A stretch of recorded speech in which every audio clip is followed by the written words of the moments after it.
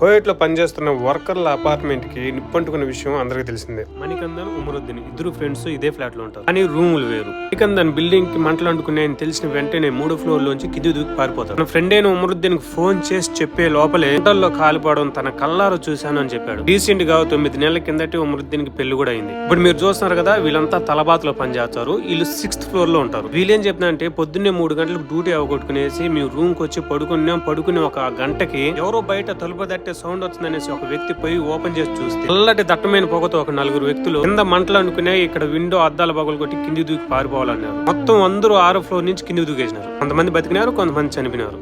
చనిపోయిన వాళ్ళలో 24 కుటుంబాలు కేరళ వాళ్ళే. అయితే ఇండియన్ గవర్నమెంట్ చనిపోయిన వాళ్ళకి 5 లక్షలు, దెబ్బలు తగిన వాళ్ళకి ₹1,00,000 నష్టపరిహారం ఇచ్చింది. కువైట్ వాళ్ళ ఇన్వెస్టిగేషన్ ప్రకారం గ్రౌండ్ ఫ్లోర్ లో ఎలక్ట్రికల్ షార్ట్ సర్క్యూట్ జరగడం వల్ల, దాంతో పాటు అక్కడే గ్యాస్ ఉండటం వల్ల ఇంత పెద్ద ప్రమాదం అయితే జరిగిందని చెప్పినారు. ఇట్లయితే కానీ ఇది మహా ఘోరం అబ్బా, చూడలేం.